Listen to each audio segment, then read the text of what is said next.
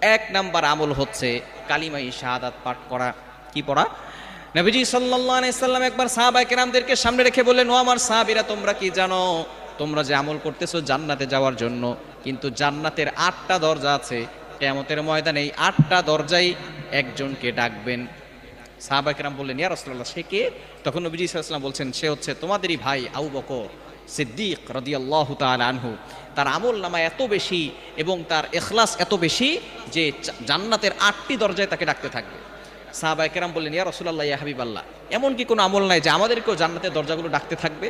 তখন নবীজি সাল্লাল্লাহু আলাইহি সাল্লাম বললেন, সে জান্নাতের দরজা ডাকার জন্য তোমরা একটা আমল করবে, সেটা হচ্ছে ওযু করার পরে তোমরা এই শাহাদাত আঙ্গুলটা আকাশের দিকে তাক করে তোমরা বলবে, আশহাদু আল্লা ইলাহা ইল্লাল্লাহু ওয়াহদাহু লা শারীকা লা ওয়া আশহাদু আন্না মুহাম্মাদান আবদুহু ওয়া রাসূলুহু, অর্থাৎ কালিমায়ে শাহাদাত পাঠ করবেন। নবী সাল্লাল্লাহু আলাইহি ওয়াসাল্লাম বলেছেন, যে ব্যক্তি ওযু